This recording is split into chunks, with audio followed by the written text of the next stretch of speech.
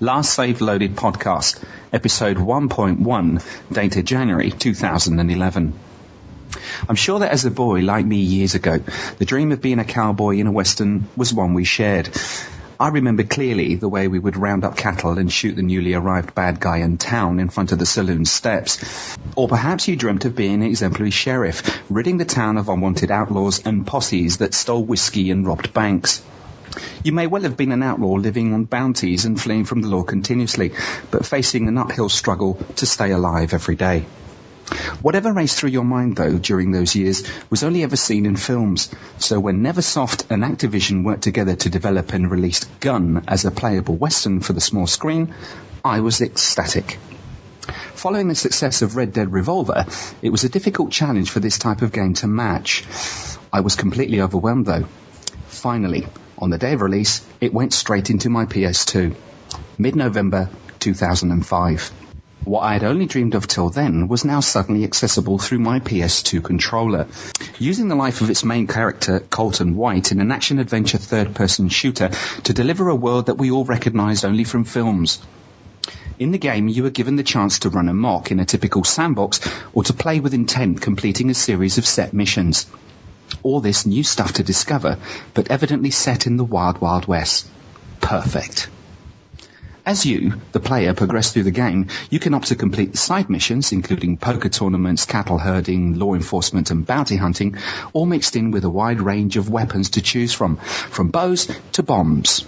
The stuff we could only imagine as kids.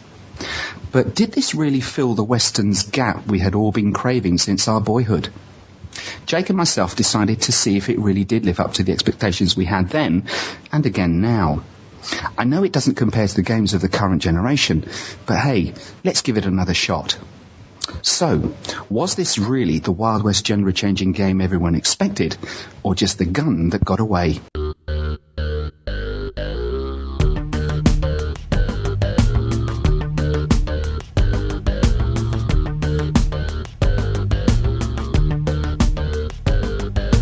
Last Save Loaded. Hello, Happy New Year and welcome along to the Last Save Loaded podcast. I'm Jake Del Toro. Hi, and I'm GBJoey. How are you? I'm fine, thank you very much, mate. How was your Christmas and New Year? It was all right. Bit quiet and, typical family. I was, bit fluey for a few days, but I got over the flu and the man flu, as it's called. But I was all right. I was by New Year's. I was up and about. And enjoying company and the family and friends and stuff. What about you? The same with me and my fiancée went down and spent time with the family because we live slightly away from everyone else. But we went down there, spent time with them, and drank a lot, ate a lot, got some presents, which was brilliant. Did you get any games over Christmas? I did. I got Enslaved, which apart from Gun and also the Red Dead Redemption pack, I managed to finish in the 2 weeks. We got a break over the holidays because I work as a teacher, so naturally the students have holidays and we get some too. So it was a perfect opportunity to go through a couple of games, and I'd heard a lot about Enslaved, and I thought, I may as well try it and see what it's like, and absolutely loved it. It's a great game. It's fantastic, isn't it? I played it, I think it was October, just after it was released. I played it and finished it quite quickly. It just sort of gripped me and dragged me along quite quick. Sometimes it takes me a long time to finish games. If it doesn't sort of grab me immediately, I can sometimes take months to finish something, but that one was done and dusted within a week. It's very good. It's very sort of. It reminded me quite a bit of Uncharted. Yeah, it has got that sort of feel about it, hasn't it? Yeah. It was really, really intense as well. There were some parts where you really felt for the characters, and I've heard other people on podcasts mention where you sort of become a bit sort of attached to the characters in the story, and you sort of feel for them a bit. And I certainly did that. I wasn't too sure about the ending, but not going to go into that. But the rest of it I thought was truly magical. I really enjoyed playing through that and finished it in 3 days. And then there was the Red Dead Undead, it's a bit of a mouthful, pack, which I hadn't even started, and I'm just about to finish. I'm only 3 trophies away from Platinum as well. Whee! What about you? Did you get any games? I did. I got Alien vs Predator off my brother. It was one that it sort of passed me by when it was released. I did sort of have a slight interest in it, but obviously not enough to get it myself. And my brother's been talking about it for quite a while because he's been enjoying the multiplayer, and he's been trying to get me to get it and jump on the multiplayer with him. But he sort of took the decision out of my hands and got it for me for Christmas. I've not really had a chance to have a good go of it yet, but I put it in for about 20 minutes, and what I've played so far was quite good, so I'm quite looking forward to playing it, actually. Good stuff. Loads of trophies as well. Do you know, I said I'd never be a trophy hunter, but I've sort of turned into one a little bit. Oh, I'm putting it down to you, actually, with this gluttony for Red Dead trophies that you've got. I'm a bit of a trophy whore, as you know, so I sort of want to go, and I set myself a mission, and I really, really, really want to platinum Red Dead. It's one of the games that I think deserves it. It's my game of the year, as you've probably already guessed. The other one, which I'm sure you've heard a lot about, is game. Oh, get my teeth in. Is Gun. Also, what we're here for today, to chat about our experience with Gun. I've got lots to say about it, and certainly, enjoyed playing it. I've got a couple of gripes, but I think it's just sort of minor things. Yeah, I think we've both got a sort of couple of negative things, but I'd say on the whole, it's the majority of what we've got to say is quite positive. Indeed.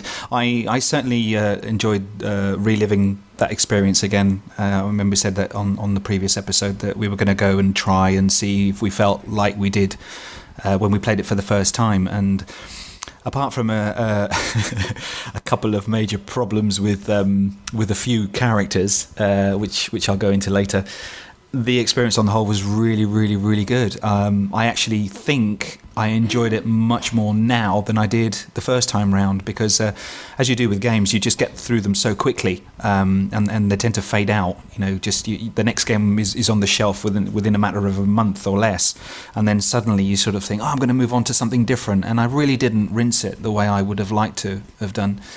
And being a PS2 title, I think as well, it was worth a try, and we're here to talk about that, I think, and give it a little bit of a thorough going over.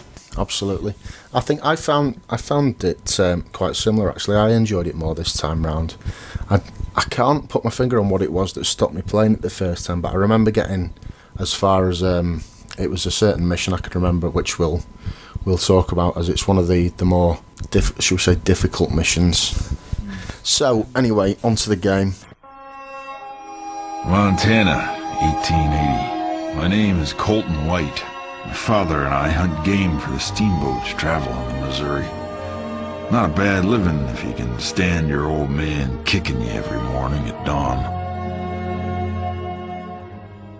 Basically, you play a guy called Colton White, and at the beginning of the story, you meet him, and he's with his father, who takes you out hunting as the first game mission, and it serves as a bit of a tutorial to introduce you to the shooting mechanic. How did you find that first mission, Joe? It was all right. The first thing I had to get used to was playing on the PS2.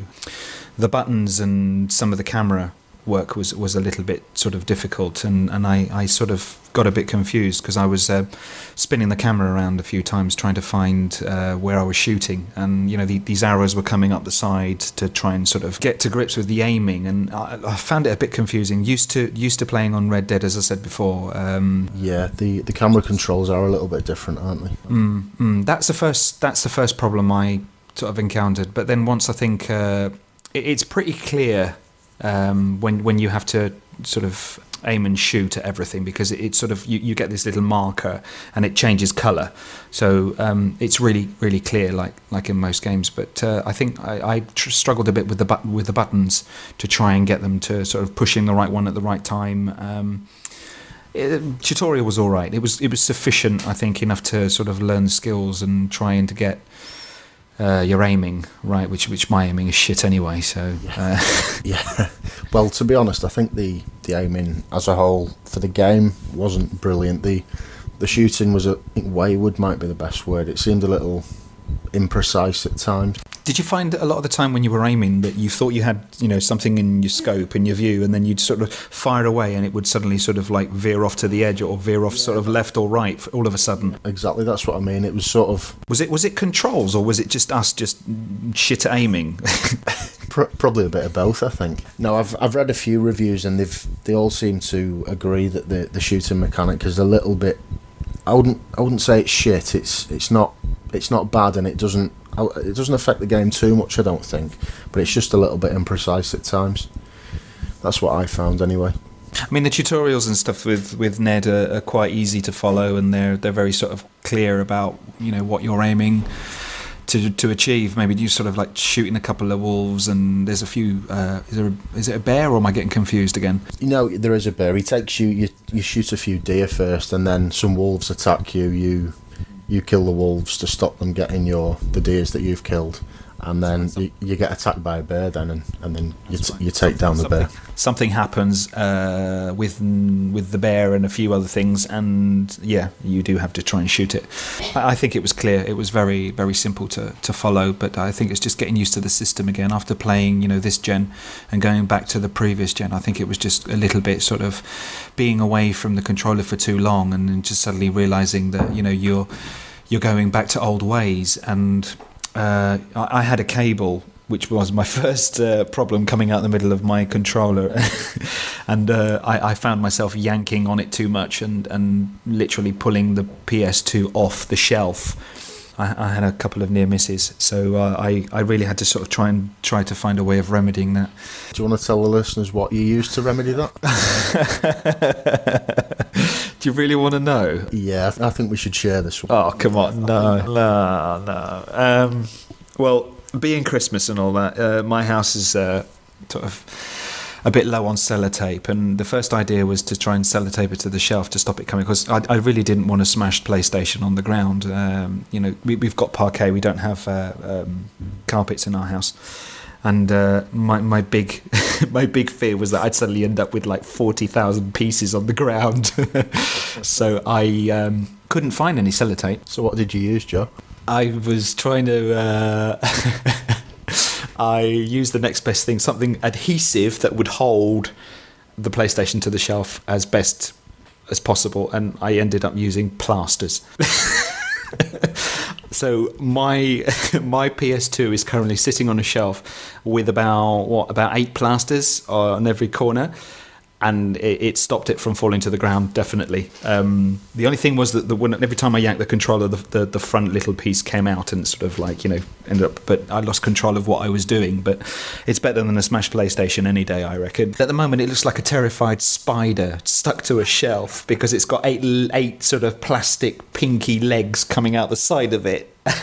and well, it solved the problem. It doesn't move, which I think is good enough. That's what I wanted to remedy, and I think I need to go and buy some sellotape before, because if any of us falls down and cuts our knees or elbows, we haven't got any plasters in the house.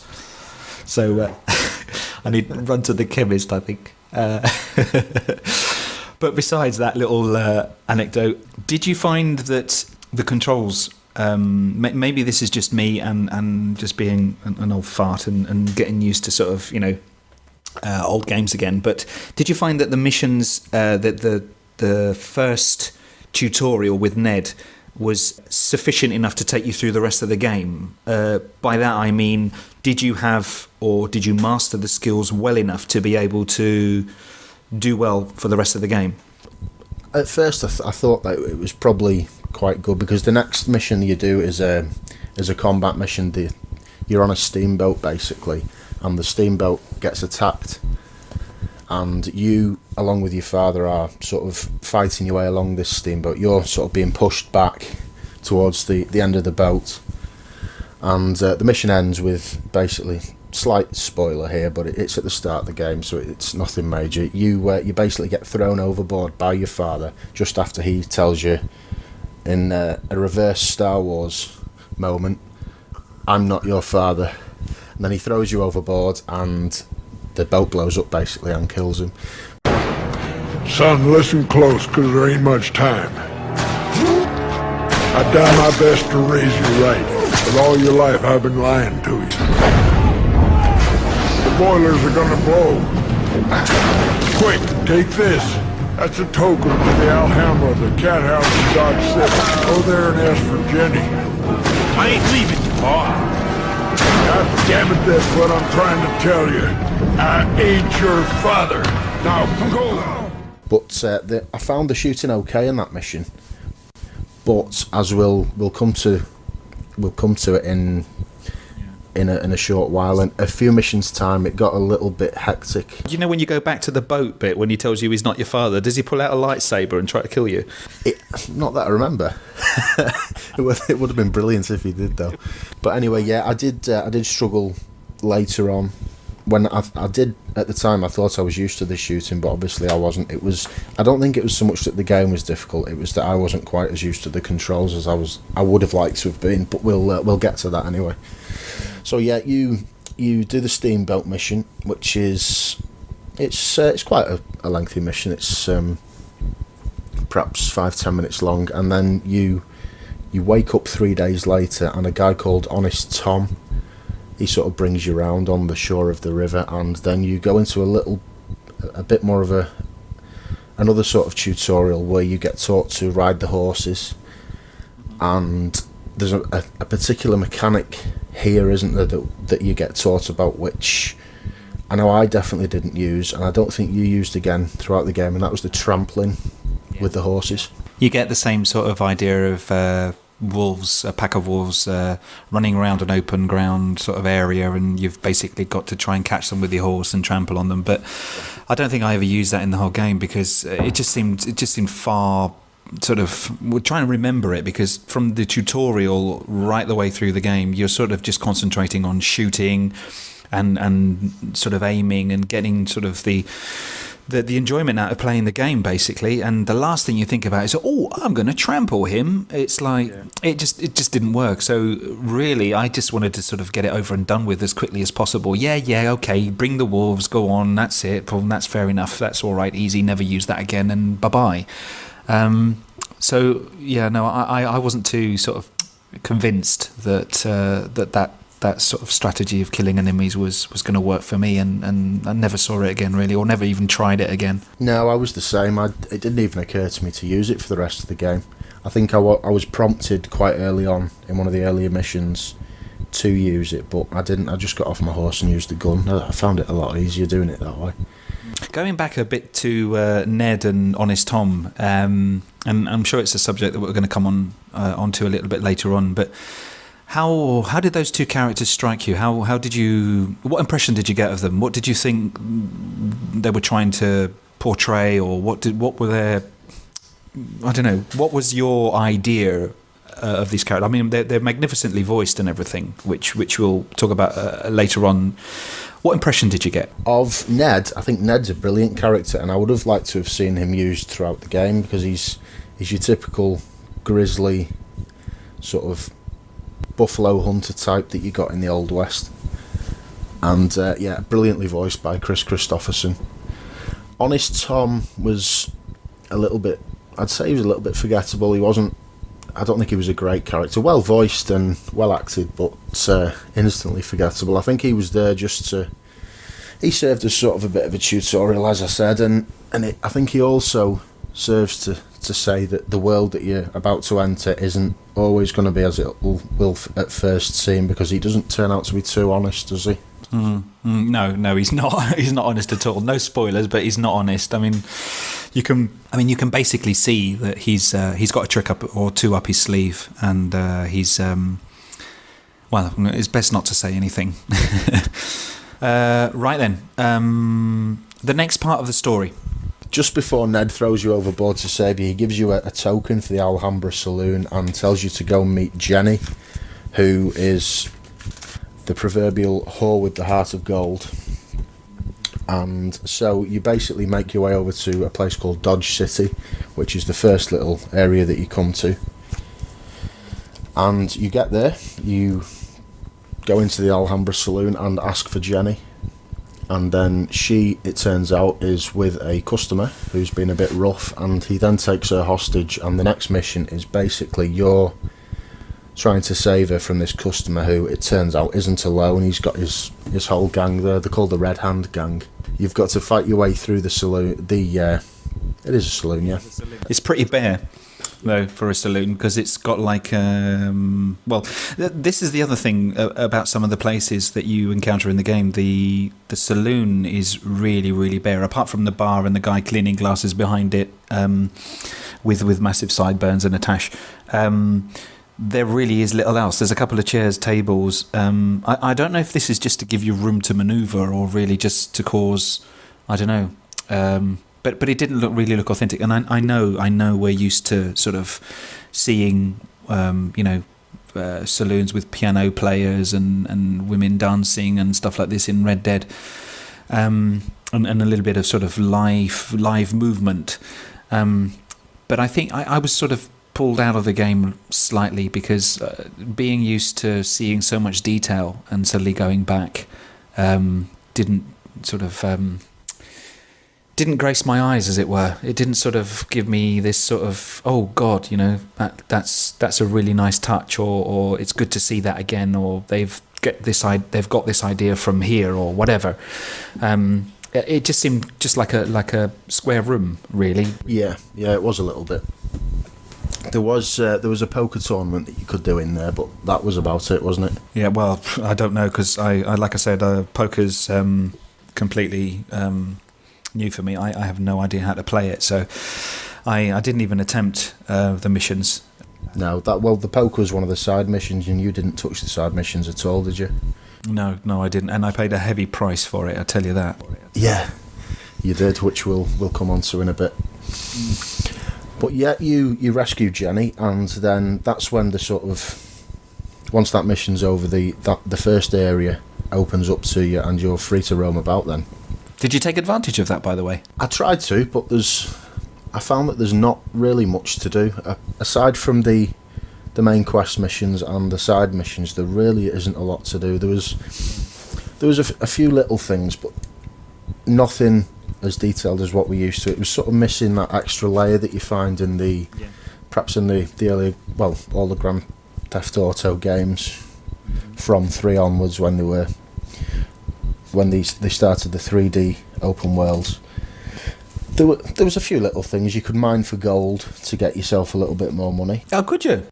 I missed that. Oh, did you? Yeah, there's little mounds of gold that you come across throughout the game, and if you buy a pickaxe from the shopkeeper in Dodge City, you can mine for gold. I totally missed that because, like I said, I didn't explore it all. I was sort of trying to get through most of the story to be able to sort of follow it and finish it.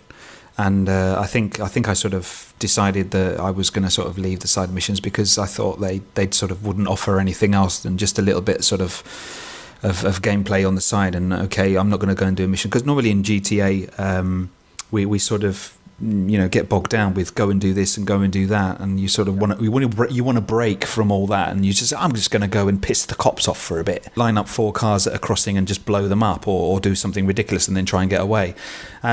So I didn't feel there was a need for it here. I didn't really sort of, I didn't want to go off and sort of lasso horses or go and see if there were any wild horses running around in the corner of the map.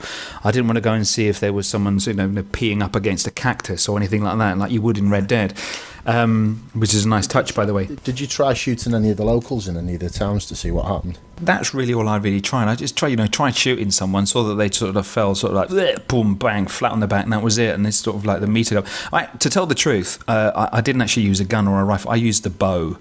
There's a later mission which we'll talk about in a minute, but the bow and arrow was for me sort of really, really good fun to use. So yeah, we basically meet Jenny, which I think is also another sort of good character in the game. She's got a great voice. Yeah, she has. She's a little bit underused, I found. I found that with quite a few of the characters, actually, and a few of the situations that come up. They were sort of... I felt like they could have made a little bit more with them. Like, you get to this first town, and basically you've got 2 missions there, and then the rest of the world opens up. I think they perhaps could have done a few more missions with the first ally that you meet. Well, not the first ally, that's Jenny, isn't it? The second person you meet in Dodge City, a guy called Patrick Denton. I think a few more missions with him would have been quite good before you got to what was the next mission in the game, which is the bridge mission. A few missions before that would have been good. And talking about the bridge, let's take a break and come back to that mission in a minute.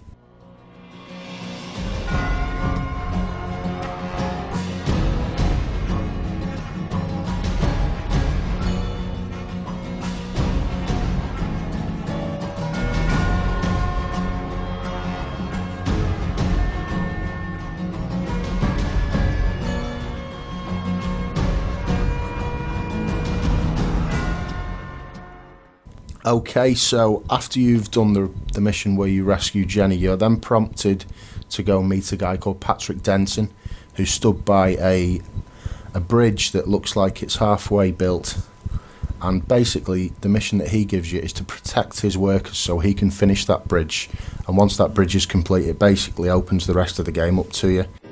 No, you listen. I'm the boss, and I say this bridge has got to. This is the road to Empire? Huh? Well, yeah, till a quick killer shut it down.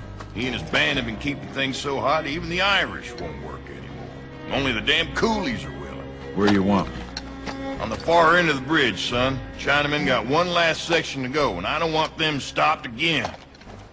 Kid, keep an eye peeled. Indians made off with a box of TNT last night. They're aiming to use it, I'm sure. How did you find this mission, Joe? I was quite impressed because I thought it was quite challenging. I didn't expect such a sort of hard mission so early on. Once I got to grips with my aiming, I managed to sort of settle down a bit, and it was very fast paced. I don't know if you found the same. I was sort of stuck on in the middle of the bridge trying to defend these workers, and from what I could tell, being attacked on either side of the bridge, but there were also enemies coming through the bottom of the bridge, coming up. So the trick was that Denton's workers you have to stand there and basically defend them, and they're being taken out by Native American Indians who are sort of running up ramps and coming through the floor for the bottom of this bridge. And considering my naff aiming skills, I was really sort of stuck because the camera was spinning round. As I said before, I had a few problems, sort of a few issues with the camera. It was spinning round, and I couldn't really see what was behind me, and so I thought that it was just the workers, and that nobody was going to be attacking me from behind. That's what she said. No, and basically I was shooting forward, and the counter on my workers was going down. You have 3 workers left. You have 2 workers left. And I'm like, but I haven't seen anyone come anywhere near them. And of course, this is where I said the camera issues were sort of causing problems, because every time I spun around, there was no one there, but there was just bodies. And I don't know if you had the same sort of problems, but trying to aim at them as well. And this is where it goes back to another point I made about the little sort of crosshairs that you're trying to hit the enemy with. You used to fire, I would fire, and they'd sort of be slightly offset. It sort of sent the bullet slightly to the left or to the right, and it was quite annoying. But I know, and I go back to the same issue here with Red Dead, where it's far more precise. So I'm a little bit well, let's just say I enjoyed the mission, and apart from those little bits and pieces, I didn't have any serious problems. I don't know if you were the same. Did you find also these issues in your side of the issues I had with this mission? With it, like you said, it was a little bit disorientating at first, because you weren't sure exactly where the enemies were coming from. There was no on-screen prompts unless you're in the quick draw mode to say which direction the enemies were coming from. And like you, I was stood on one side of the workers trying to protect them, assuming that all the enemies would be coming from that direction. And all of a sudden the counter would start going down. A worker has been killed. It had come up, and I'd be thinking, what? There's nobody here. And you'd turn round and see swarms of Indians coming up through the holes in the middle of the bridge as well.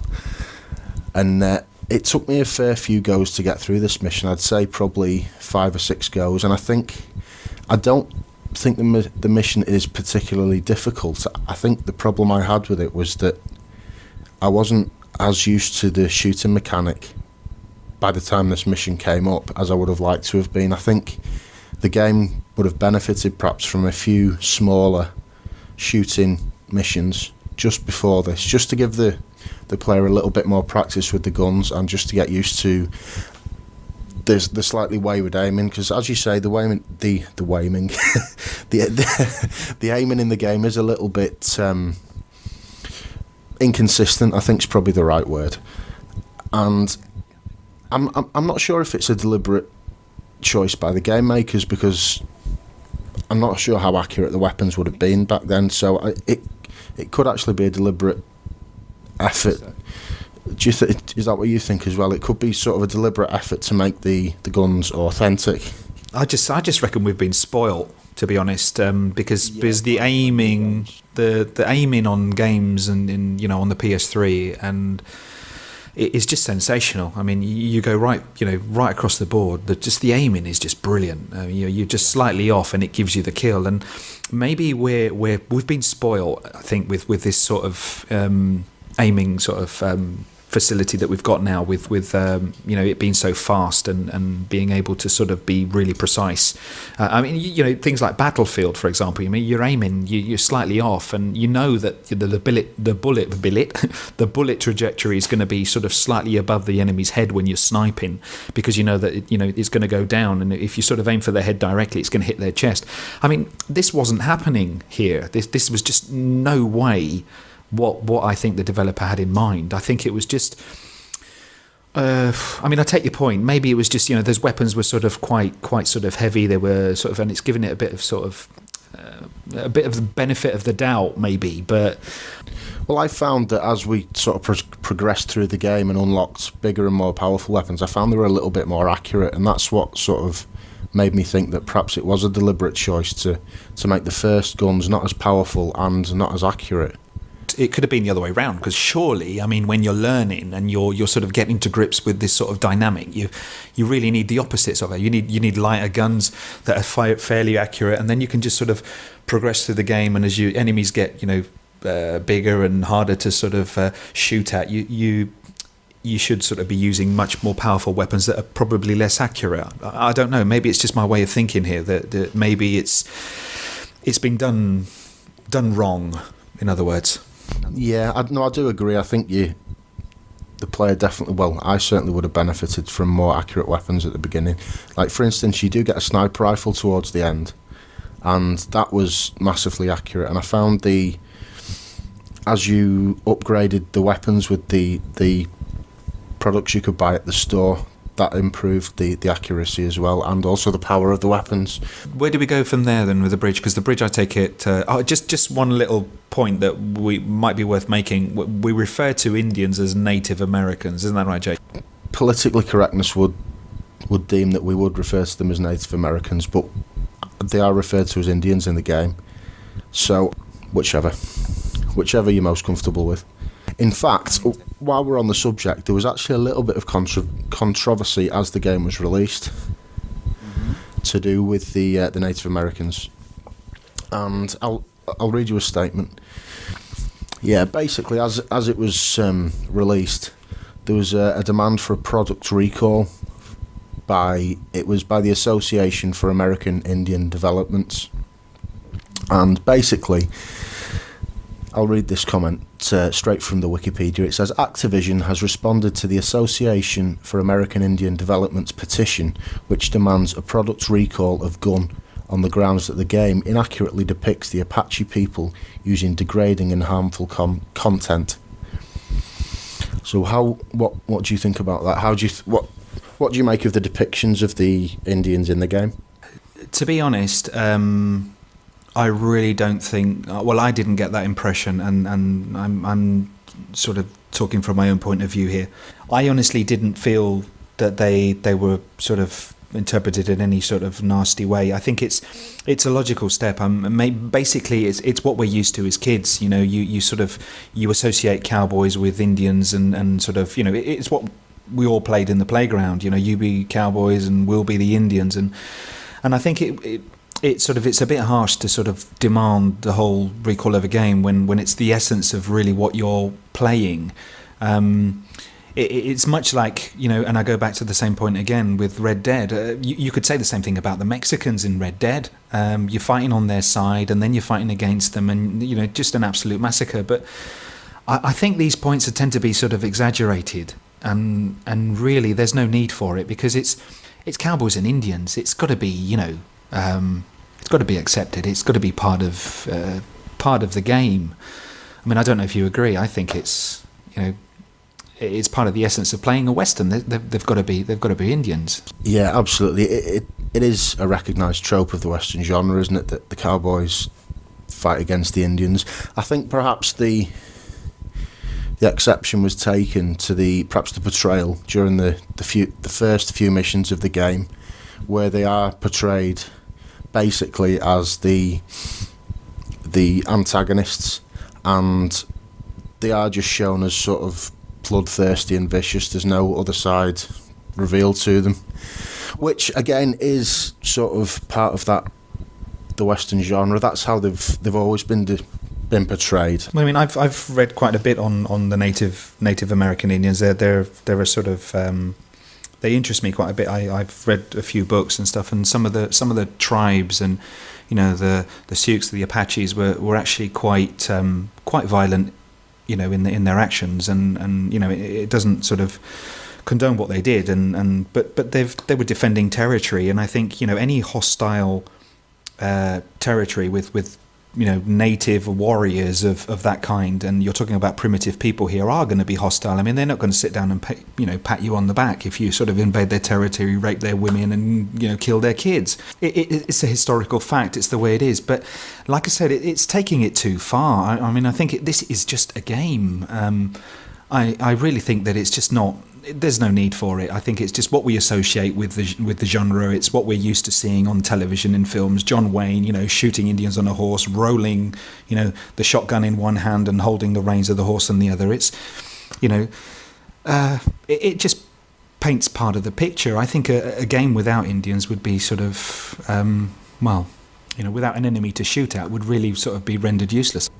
Yeah, I think when you look at the game as a whole, I think the representation of the Indians is actually quite well done. I think, but for those first few missions, they are sort of just portrayed as the bloodthirsty killers and antagonists, which I think that is probably what has been the cause of the problem for the petition that was drawn up by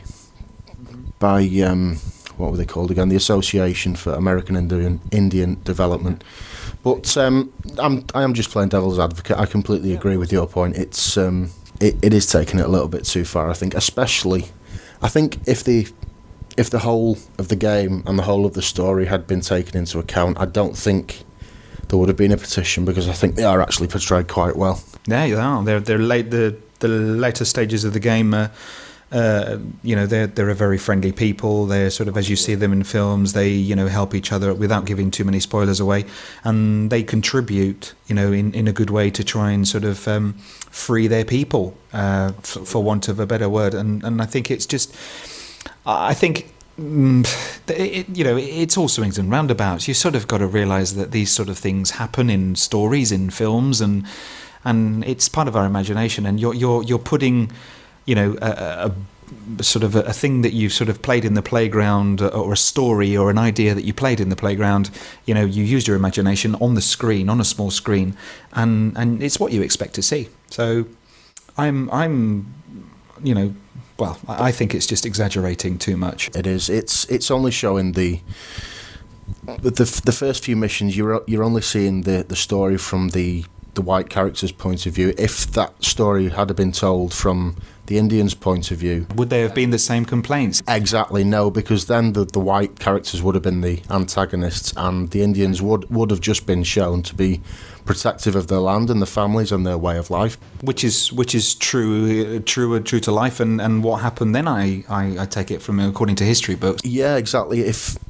I think you've got to allow Well, I do this anyway. I sort of build on the backstory of minor characters and sort of think about why are they there, why are they fighting against me. It's just something I do. So that's the story I got. It was just that they're sort of protecting their way of life, and it's understandable. But if they're there and they've got to be killed, then we've got to kill them. Just to bring it back to gaming. Yeah. Anyway, time for a break, I think. Yep, absolutely. We'll take a break and then we'll go on to the stagecoach mission.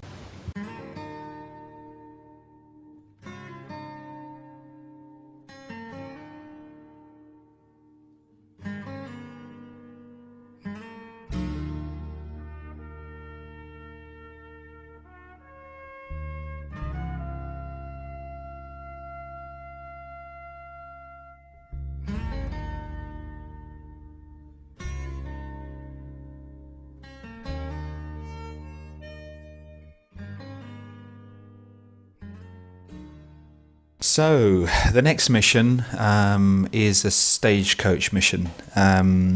Basically, you are with Jenny.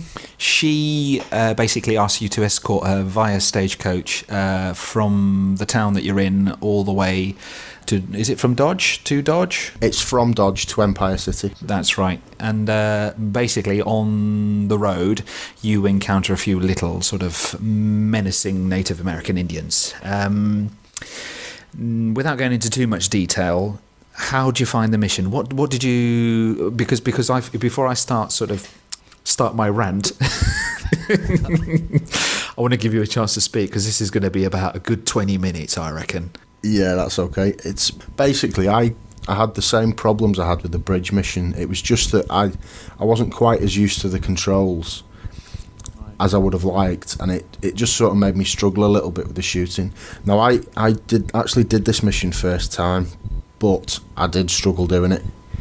It was the amount of enemies and the time. You didn't really have much time to settle. Once one wave of enemies had gone, the next wave was coming straight at you, and you didn't really have much time to get your bearings and see what was going on. And there wasn't much in the way of cover either, so you were pretty open to the attack. And that, added with the slight camera issue, it just made it a little bit difficult. I think, to be honest, now, having played the game and finished it and being completely fine with the controls, if I went back and did it now, I wouldn't say I'd find it easy, but I don't think I'd struggle with it. I think I'd find it a lot more straightforward. And the same with the bridge mission. It was just that I wasn't quite as used to the controls as I would have liked to have been. That was my main problem, I think. Right, go ahead with this rant of yours. My first gripe is with the horses. I was really stuck, because you basically, just to draw a clearer picture, as you're riding this stagecoach, you're being attacked by enemies on horses, up on ridges, and basically they jump down onto the roof of the stagecoach right next to you. So not only have you got to try and sort of kill them and push them off, you've got to try and get rid of the ones that are on horseback and the ones that are on the ridges.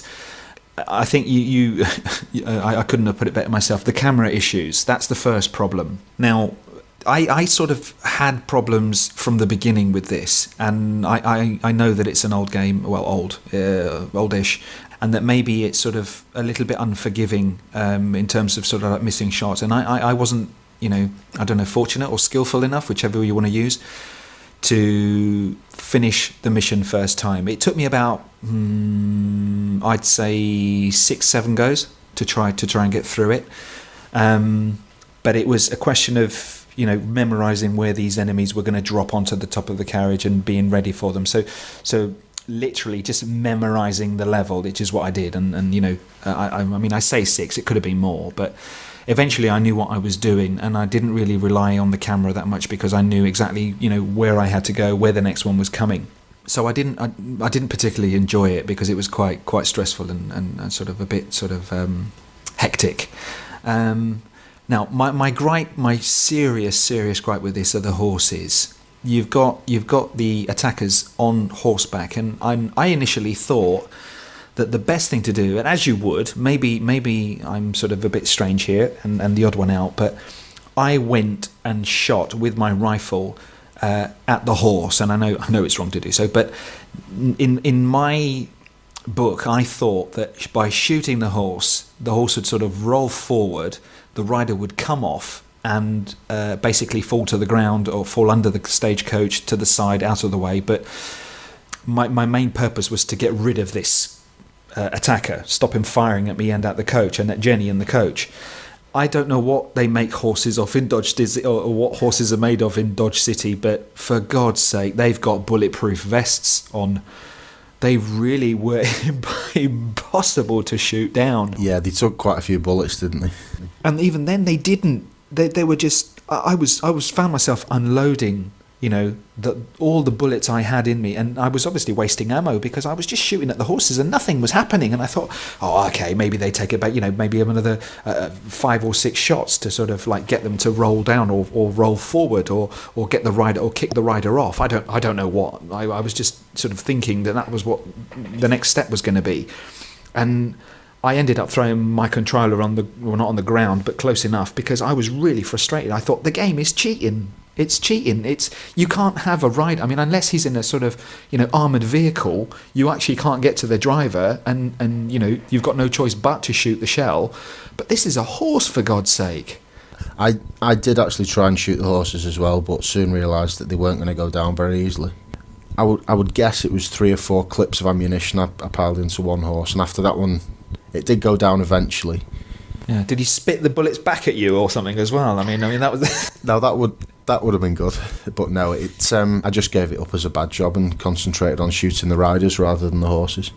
Yeah, I mean, inevitably that's what you really have to do. But my carriage was being, it was being fired at with arrows on fire and everything. And I was like, I'm just shooting your bloody horse. It's like, you should be on the ground, mate. You shouldn't be firing at me anymore. And while I'm unloading this clip, the bastard horse is still running alongside the coach. The guy is, trying to jump on. I'm shooting at the horse and the guy. And, by the time I've turned round with my super sort of accurate camera skills, I've got 2 guys behind me and I'm dead. It's like... Yeah. Right, rant over. Rant over. Finished. I've got no more to say about that. I didn't really enjoy it. Yeah, it was. It did get a little bit frustrating at times, that mission, I found, and luckily I did manage to clear it the first time. But I can see where your frustrations came from with that mission. Another question I've got for you is, how did you find the length of the missions? Because I found that the missions were actually quite long. They were probably a good. Well, I can't say how long, but because I didn't time them. But I found that they tended to be they were quite short stages, but the missions as a whole tended to be quite long. I had problems more or less with the saving because I'd be playing a mission like you say, and it'd sort of be long-winded, and I sort of like I've got to go. Where does it end? Yeah. And I was sort of finding myself waiting for the save points, which are really few and far between, because you've got to wait till the mission's over, you've got to wait till you upgrade, you've got to wait till the whole thing's loaded, and even I don't know, just saving little bits of accomplishments. I mean, I didn't do any of the side missions, so I don't know what that was like, and I assume that it's probably the same. You do a side mission, you save it, and then you have to go back to the original story. I'm sure that took a while. I don't know. Like I say, I didn't do any, but it was the saves were a bit far off, and far off in the distance, and I wanted to finish some missions sooner than others, and on the first or second attempt, but.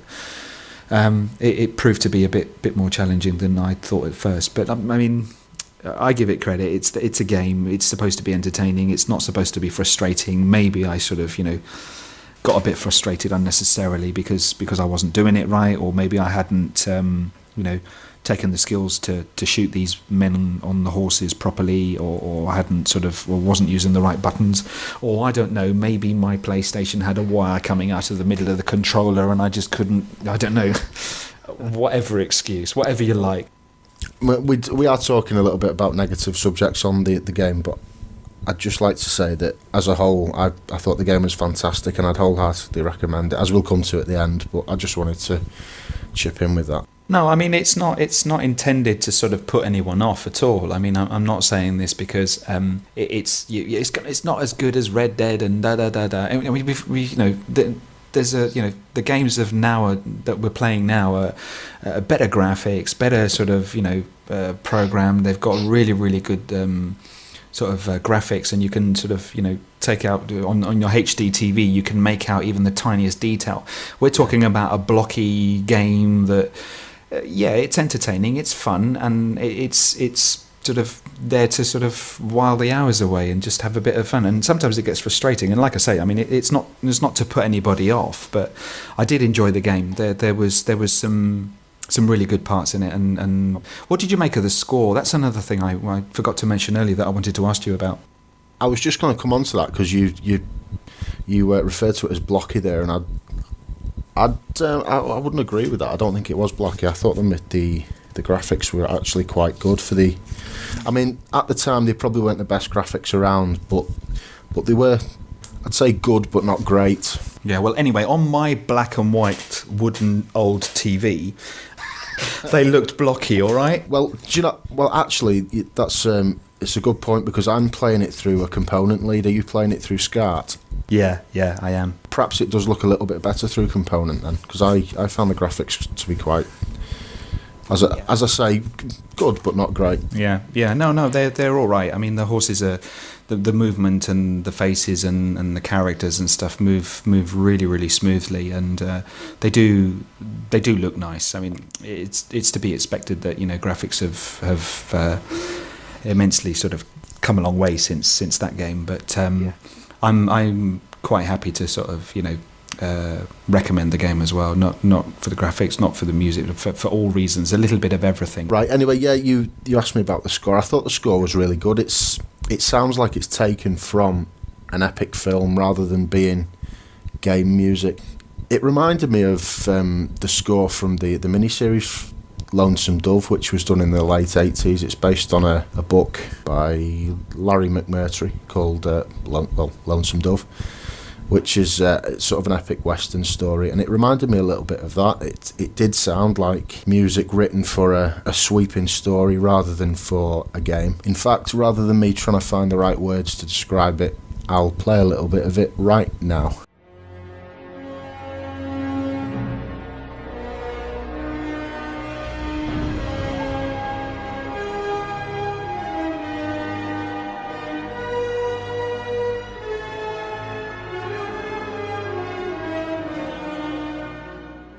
Right, yeah, so that was just a bit of a sample of the score, so you can hear what we're talking about. As I said, it's quite epic and sweeping. Sounds very nice. Yeah, it's really fitting for the game. Right, so we were discussing the stagecoach mission. After the stagecoach, I can't get my teeth in. Stagecoach mission, you arrive at Empire City and are greeted by the mayor, a guy called Hoodoo Brown. Thank God you're here. The damn Apaches cut the telegraph wires, and I was beginning to fear for the worst. We were ambushed in the Badlands. None of your precious parts was damaged, I hope. You know how our customers hate bruised fruit. I'm in one piece, thanks to Colton here. He left more than a few Apaches dead in their tracks. Son, you've done the town of Empire a great service. I'm Mayor Hoodoo Brown. Should you ever need any assistance, please don't hesitate to ask. You were quite impressed by Hoodoo, weren't you? I was. He was a very he's a sort of very, very powerful man. I don't think we need to go more into the story because I think they're going to be spoilers here, and I really sort of feel that people should experience it for themselves. But talking more about the game and the people in it, I think is the next logical step. I really want to talk about Hoodoo because he's a very powerful man. And originally, when I first got off the stagecoach and saw him and heard his voice, which sounds like this. I'm Hoodoo Brown! Basically, I felt quite terrified. The first thing that went through my head at that moment was, oh my God, I hope I don't have to shoot this guy, or he doesn't end up being one of my enemies later in the game, because he's not the type of guy that I sort of really sort of wanted to come up against. He's not a bloke you want to meet in a dark alley either. He's very, very, very powerful. He looks like, somebody who could who's got lots of skills and has got a very, very nasty temper and can be really nasty when he wants to. Absolutely. There's a sort of charm to him, isn't there? He comes across as quite affable and charming, but there's a sort of sense to him, a presence to him that's dangerous. That there's sort of a dark side, and I was the same. I was sort of thinking, yeah, I'm glad this guy's on my side, and I got the same feeling again later on when we meet a character called Hollister, he looks quite terrifying, I'd say. He's about we'll come to him anyway. Do you want to finish your point on Hoodoo? No, Hoodoo. All I wanted to say about Hoodoo was that I think he was magnificently voiced, and just what we're describing at the moment in terms of his character and the assumptions we're making about him, because obviously he is just a video game character. He really come across very clearly in the way he talks, and just listening to him, the way he sort of greets Jenny, and when you come off the coach and he talks to you, you just get this sudden impression that this is a friend I really sort of or somebody I want to be on the good side of, not the bad side. This is somebody I want to have on a horse next to me, fighting against the enemy in the game, and hopefully he can teach me a few skills. That's what I initially thought he was going to do. He was going to sort of pull out a gun and say, hey, this is how you do it, and this is how you learn a different skill. I don't know. There's a quick draw, which is much like the red eye. I thought sort of that would have been attributed to him as a sort of teaching tool for the player. But there's a bit of a turn of events which we won't go into, which I prefer sort of listeners and players of the game to find out for themselves.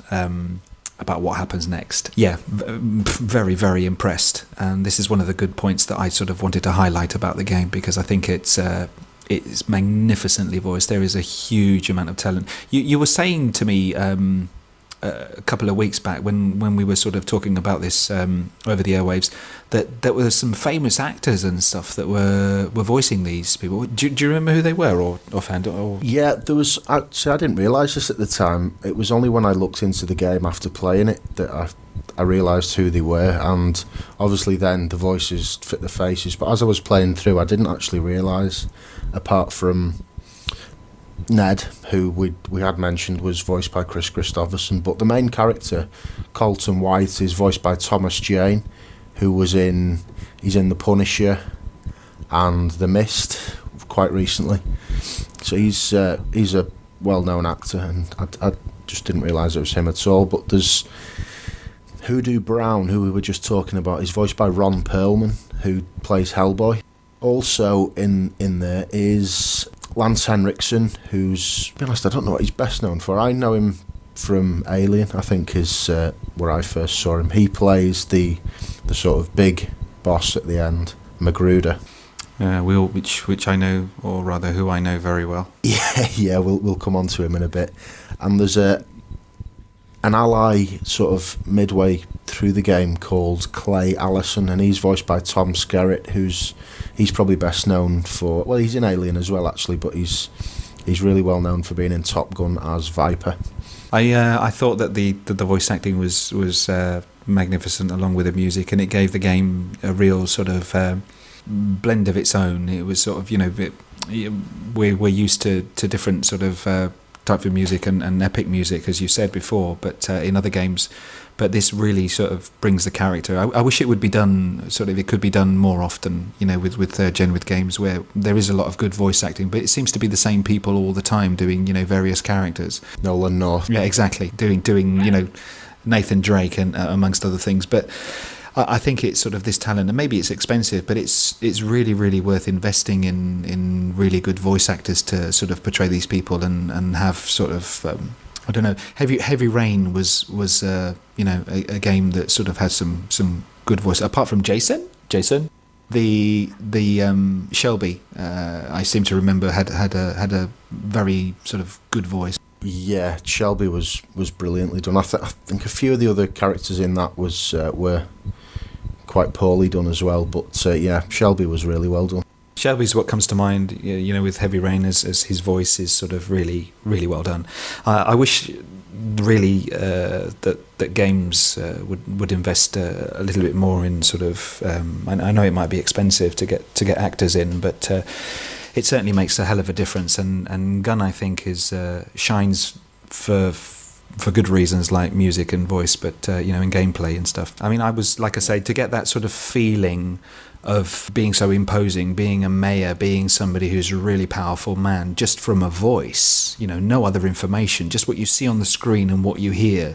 So what your senses perceive at this moment, what's being played in front of you, it is just a fantastic sort of experience to be able to have that. Absolutely. I think you've quite often the power and sort of presence you'll find comes from body posture and particularly from the eyes and sort of facial expressions of a character, and you don't sort of have that with Gunn because of the sort of technical limitations at the time. I mean, the faces are good, but they're not as intricate as to be able to tell you exactly what that character's thinking. So just to be able to get what we've got from the voice, I think, as you say, is quite impressive. Right, I've got a question for you actually, Joe. Which of the characters would you say was the most memorable? Oh, good question. I don't know what to say really, because I've got more than one. I think if I have to choose one, I would have to choose Hollister. Even though I took a liking to Hoodoo, Mayor Hoodoo Brown. Is it Brown? Yeah, I think it is Brown. Hollister was a character that I find the most memorable. I can't, every time I think of Gunn, apart from thinking of Colton, I tend to have this sort of image that sort of flashes up in my mind of Hollister as this 7'5" man, absolutely enormous. That's a fine rifle. How'd you come by it? Pried it from the cold, dead fingers of an Indian-loving fool. The way he looks, that sort of, dead look, those eyes and the scars on his face, and the dead yawning bear on his back. I don't know what it is. It's screaming for its life or something, but he's got his mouth sort of gaping, and its eyes are just colourless. You can just see that he's. I think you said this. You mentioned that it seems as if he's sort of killed this bear with his bare hands. The thing as well. I think mainly he's the character that I sort of think of. When sort of I look at sort of the box and think or talk about Gunn, because I think he's the most memorable for me. He's the, apart from the twists in the story, which we're not going to mention, but it's hard to say anything really sort of applicable to him because it would spoil the story, and I really don't want to do that. I would say to anyone who's going to play the game, just look out for Hollister, and when you see him, it'll sort of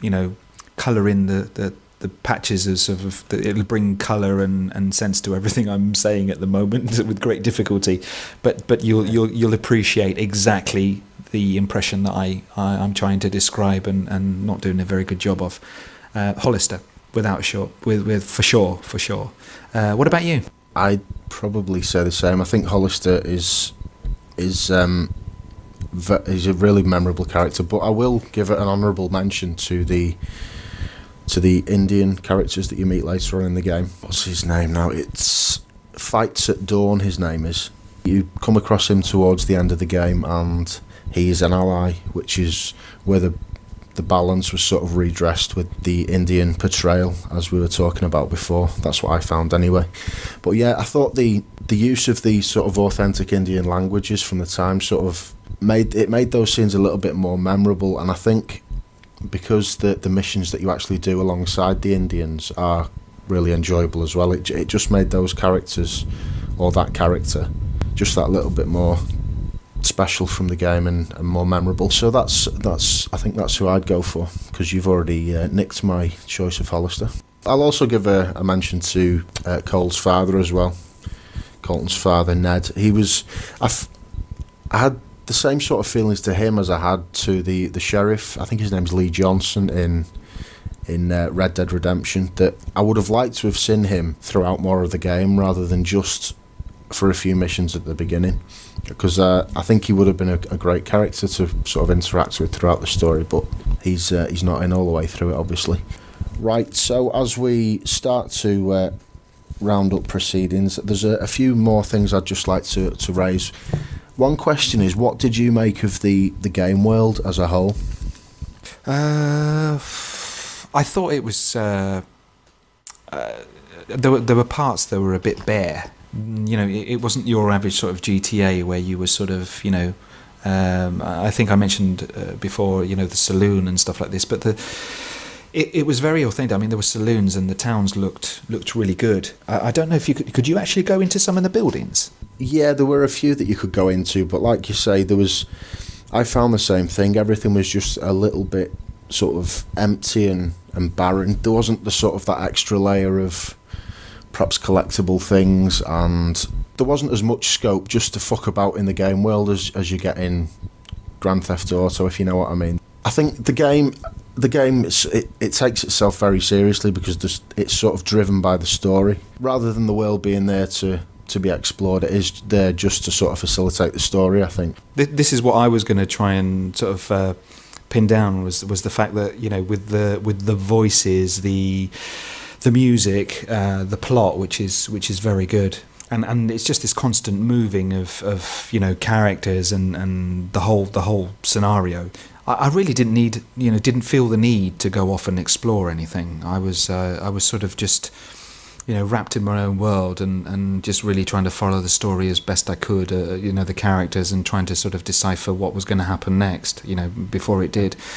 It was a bit, you know, sort of predictable at times, but other times I was sort of like, you know, pleasantly surprised with the outcome of missions and where they took you, and there's some very good twists in it as well, which I think you know, are very welcome in sort of changing the tune of the story and sort of guiding you. But no, really, to be honest, I didn't explore very much. I just thought that it was just good enough to just keep playing. It's not like your average sort of, I want to break from your old, you know, GTAs where I'm just going to go off and you know, piss the cops off or do something like that. But I just wanted to really sort of settle down and try to absorb as much of the story as I could. I was going to ask you if you found any sort of, you know, signs or stuff like this like you get in GTA, or did you find anything unusual? No, there wasn't. See, my first instinct when I get into a big open world is just to explore, to see what's there, what you can do, what sort of limits there are, and how you can push those limits. Like for instance, just seeing what happens if you start a riot in the town, basically. But once I'd got into the story, I found that, like you, I felt I didn't need that, because the story was pulling me along at a good pace. It was really well paced, the story, so it sort of sinks its hooks into you. Or I found that once the story actually had its hooks into me, that was it. I didn't sort of need that extra level. Although the fact that I knew it was so bare, perhaps that played a part as well of me not needing to explore, because I knew there wasn't anything actually there to explore. Would you, for example, now that you know the story and you've finished it and everything, would you go back and explore, or would you just leave it at that? I've no great desire to go back and just mess around in the game world like I do in Red Dead Redemption or some of the Grand Theft Auto games. But I think I probably will play through the story again at some point. So I will sort of revisit the game, but not just for exploration purposes. And I think if there were achievements or trophies linked to the game, I would probably perhaps go back and go for those. The barrenness of the game world wouldn't put me off going back. It's just that there's sort of nothing to go back for once you've done the missions. Yeah, I don't know. I think I would, now that I've already played the story and played through the game and finished it and everything, I don't know. I'm like you. I don't really have a reason to go back, unless there's trophies or any sort of, you know, achievement. But I think I would play the story again in maybe perhaps another 5 or 6 years as another experience. I mean, the first time I played it, I sort of enjoyed it very much, and I think I have done again. But it's not the sort of game that you sort of want to come back, you know, on a regular basis to. You sort of want to leave it on the shelf for a while. It's like a good book in some cases, where you just want to read it once and then forget about it, and then you know the story, you know what happens, but it's just a joy to read again. And I'm sure that if you go back again to it, you'll probably find another little detail or something that you missed the first or the second time round. Yeah, absolutely. There will be things we've missed in there that we probably pick up on a second playthrough. Okay then, well, let me put you on the spot a little bit here then, and ask you the following. If somebody asked you and they said to you, right, Jake, I need some advice. I want to buy a game, a cowboy game, a sort of a western. Would you recommend? And I've seen this game called Gun. Without not knowing much about it, would you recommend it to me? And what would you recommend about it to me?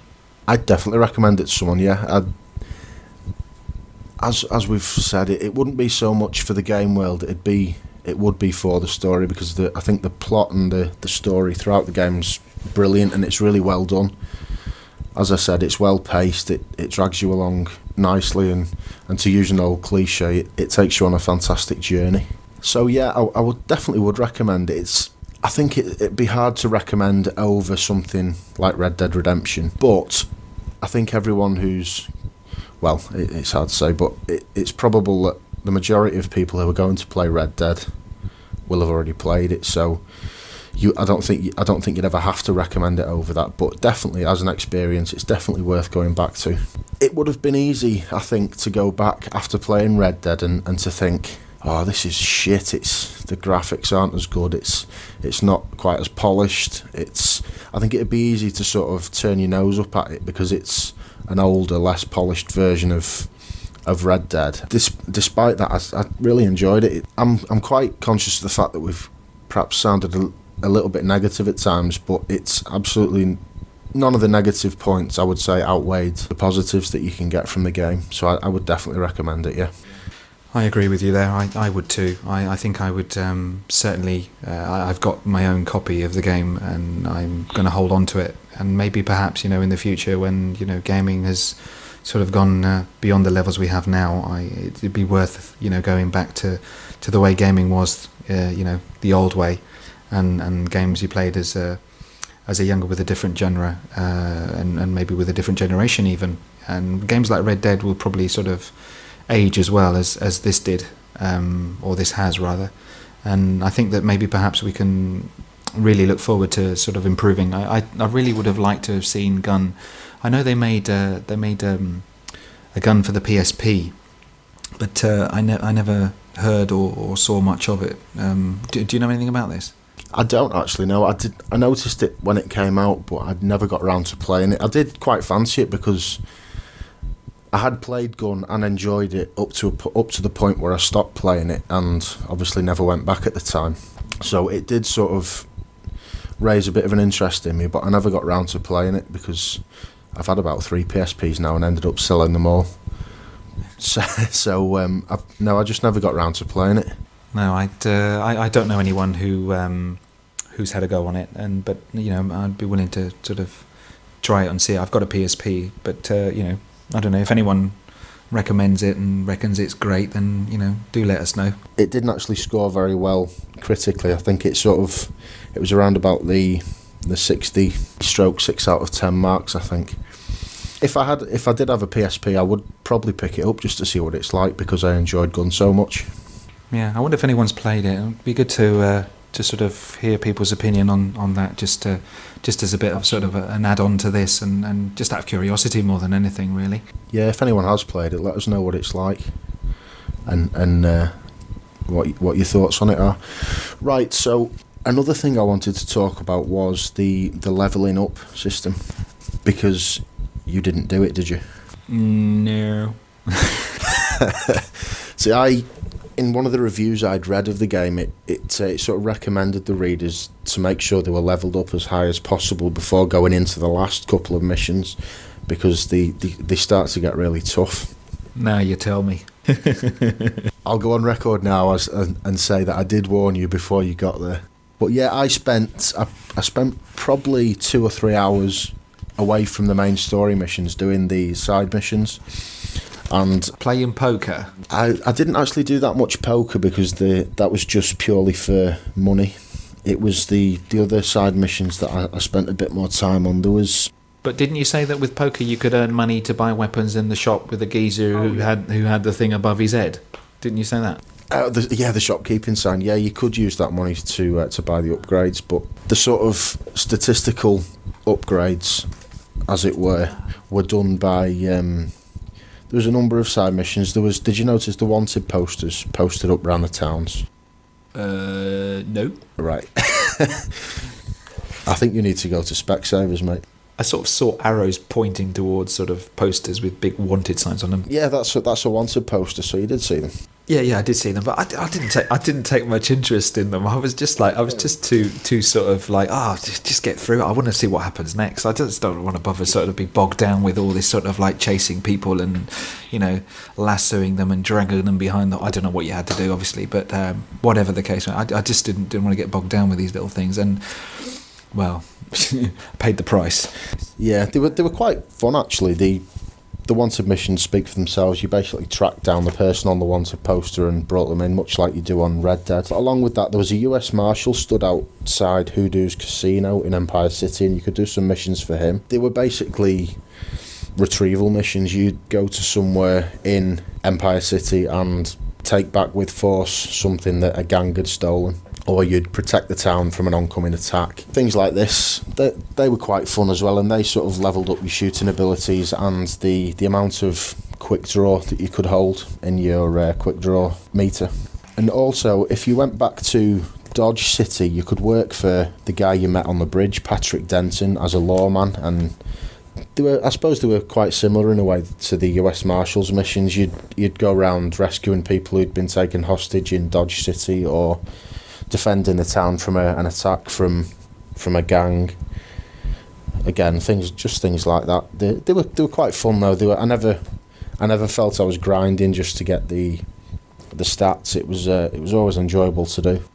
The levelling up was, I did it purely to go into the last few missions because I was quite worried that I'd be quite underpowered and wouldn't be able to finish the game. Now, the last mission where you fight Magruder, the big boss, it probably took me, I'd say, 10 to 15 attempts to do it. There was an element of luck involved because, as with all boss battles, there was a weakness that you can exploit, and it was only through sheer luck that I found out what his weakness was. And once I'd found it, I managed to kill him no problem. But you sort of had a different experience with the last boss, didn't you? I don't know. If I did the horse mission 6 or 7 times, I reckon I did the last bit, the final scene, maybe 30 or 40, and I'm not joking. Over 3 days. I really, really, really paid the price for not leveling up, because every time I tried to shoot him, his health bar would go down, practically like 2%, nothing. However, when he fired at me, it was like half a health bar just whoosh, gone. And I was like, hang on a second, you can't do this to me, because, it's just not fair. I mean, I can't get close enough to shoot at you, and you don't, you're letting off dynamite and stuff like this. I can't sort of even get near you, because, every step I take, it's just going to be sort of either stepping on dynamite or getting shot or being exposed. And I kept dying really quickly, because I don't know what sort of fucking gun he had, but Jesus. It was a modified shotgun called the knock gun that he had. It opens up to you actually once you finish the game. You can use it because you basically steal it from his cold, stiff corpse, as it were, and you can use it. But you could have done with it through that mission, I think. I paid the price for not levelling up, and lesson learned, I suppose, because it's the only way really you can sort of strike up some sort of challenge and sort of get through the last bit to finish the game. But I persevered, and I really, really, really tried, and eventually, and I don't know how, I think it was more of a question of when he was sort of putting his hand in his pocket or his bag or whatever to fire, to throw dynamite out, I sort of took that moment to sort of turn around with my super camera skills by now, because I'd mastered them, of course, and with my quick draw just fire shots at him. Now I must have done, like 100 laps, because it was the only way I could even sort of attempt to do any damage. I worked out that maybe there was some things coming out the floor, some sort of gas coming out the floor, and I twigged suddenly that if the dynamite went over this sort of billowing steam or whatever it was from the ground, what would happen was it would ignite and cause more damage. And so I sort of thought, oh, hang on a second, if he fires the dynamite and sort of quick draw it as it comes towards me, and if it happens to go over one of these little holes, it should work. And I think that's how I managed to kill him in the end. I did that a couple of times, and he just dropped, and then the final scene started. It was I tell you what, more than sort of an achievement, I think it was more relief than anything else, because I think the whole street heard my sigh of relief when he went down. I was so glad to get shot of him. Oh, bastard. Yeah, some of the messages you were sending me as you were trying to do it were quite funny, actually. Oh man, I was just I was really frustrated, but nonetheless I really enjoyed the game. And I honestly can't recommend it enough. If you do level up, don't go down my route and just completely ignore the advice and just try to finish the game as quickly as possible. Just try and experience as much as you can. Yeah, always level up if you're given the opportunity. It's although saying that, you are given constant reminders throughout the game to level up. I think after the majority of missions you get a message on screen saying, don't forget to level up by doing the side missions. Yeah, I just fucking ignored them. Yeah, which you obviously ignored. I didn't heed the warning at all. I just thought, sod it, just keep going. I'll do it next time. Got to the save point, and then halfway through a mission thought, do it next one, and suddenly the game was over. Didn't you find the game a bit short? When we were talking about this the other day, I did say that I found it quite short, but then again, thinking back on it, it was well paced, and I've changed my mind on that. I don't think it was. I think it's perhaps 7, maybe 8 hours long, the game, and I think that's maybe just about right, because I think if they had drawn it out any more, it could have perhaps taken away from the pacing of the game. Perhaps that's why it is small. Perhaps there were meant to be a few more missions. It did feel like that at times when you arrived at a town and met new characters. There was sort of a missed opportunity to do a few missions with them before you sort of get into the crux of the story again. But had that been the case, it sort of might have taken away a little bit from the pacing of the actual plot, so it could have been sort of detrimental to the story, I think. So, no, I think I'm going to change my mind on what I said about it being too short and say it's a good length. Right then, just closing comments. I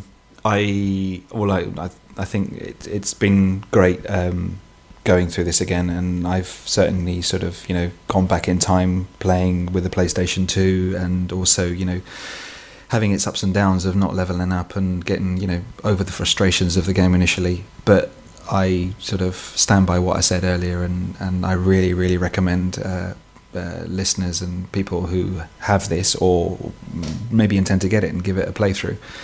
It's a wonderful trip. I certainly enjoyed it, and it's one I recommend maybe for those sort of retro gamers that want to go back a little bit, the retro gamers, should I say, that want to go back and relive the experience again, or maybe they didn't finish because they got frustrated and they didn't sort of feel that it was the sort of game that they were expecting. But stick with it, level up, and you should enjoy it. And it's certainly on my recommendations. I'd give it another playthrough for sure.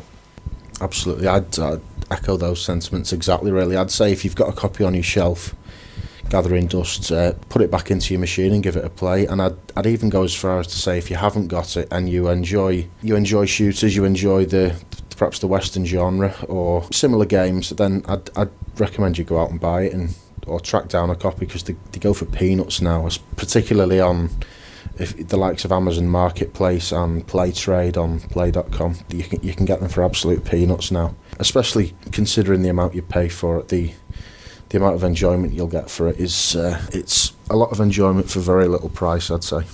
Right then, Jake, I think it's time to wrap this one up, I think. So can I just ask you, before we draw a line under it, what was your highlight of the game?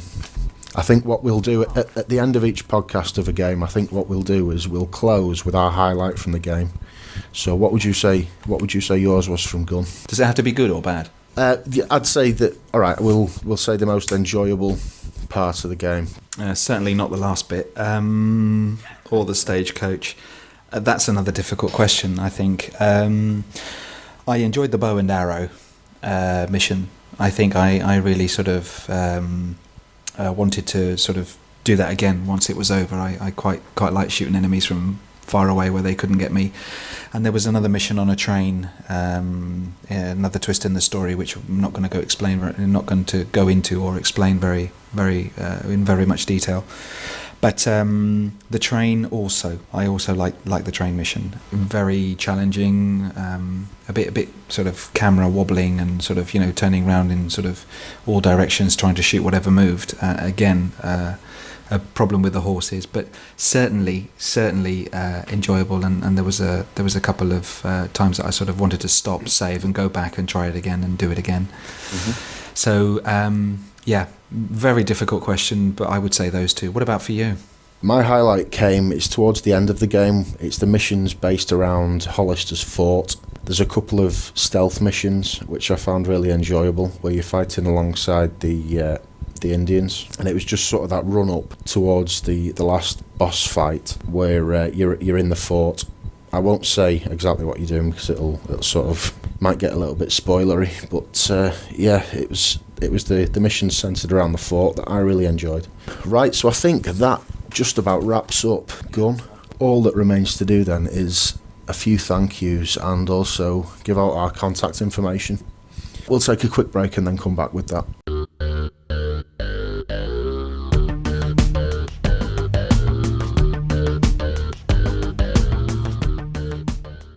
Okay, first of all, we've got a massive thank you to give out, and that is to Magic Joe F from the Gamer Dork Forum, who's, as you'll have heard at the start of the show, he's put together our theme tune, which is exactly what we were looking for. So massive thank you to Magic Joe F. He's a true star. He's absolutely brilliant. Well done, Joe. Absolutely. It's we couldn't have asked for anything better, I don't think. So fantastic stuff. Thanks again, Joe.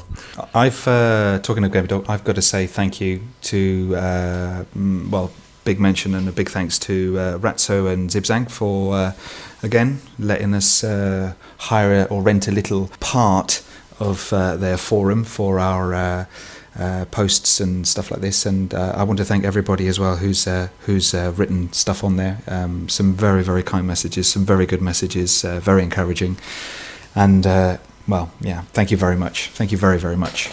We got some iTunes reviews we need to thank people for. Is that right, Jake? That's right, yeah.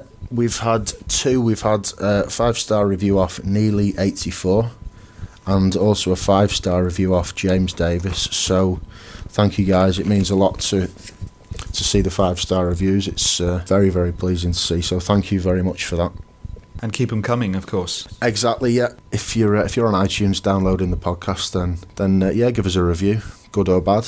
We don't mind. If anyone wants to get in contact with us, Jake, we've got an email address. We don't actually have a forum, but we have an email address which you can leave a message for us, and we'll get back to you with any comments, questions, or ideas. Which is? It is lastsaveloaded@hotmail.co.uk.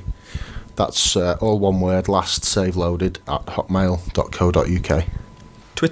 Twitter, we have a Twitter feed, absolutely. It's at lastsaveloaded. Again, all one word, at lastsaveloaded. I'll just big thank you again to Magic, Joe, to Zib, to Ratso, to everyone on the forum for the comments. Fantastic, guys. And also just a big thank you to everyone who downloaded the first show. We did have a figure in mind or I did anyway, of how many downloads I'd like to get for the first show, and we absolutely smashed it. We almost trebled it. So thank you to everyone who downloaded the first show, and we hope you keep listening. We do, yeah. Last thing which I think is worth mentioning is the next show is going to be our preview of the next game we're going to do. I don't really want to say anything because I don't think that it's sort of the right time. But Jake is going to leave a little clue at the end of what game we're going to be gaming next, right? I will. I'll put a little teaser at the end. Right at the end, so you need to listen all the way to the end till the last credits are gone, as they say. And that's it. I think I've immensely enjoyed playing Gun, and I'm looking forward to the next one. Absolutely. I'll playing Gun again's reinvigorated my my love for my PS2. I've put a few more games in again, which I'll talk about on the next show. In which, as you say, we'll also reveal the next game we're going to be playing. So that is that. Once again, a big thank you to everyone for listening. I have been Jake Del Toro. I have been GBJoey, and look forward to seeing you again soon. Yeah, happy gaming, everybody. Happy gaming.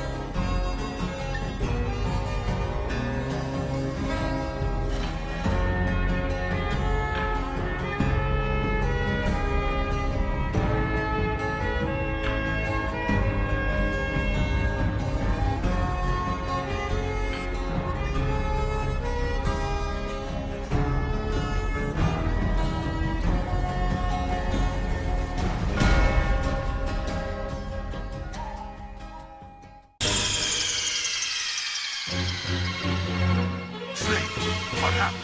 Snake.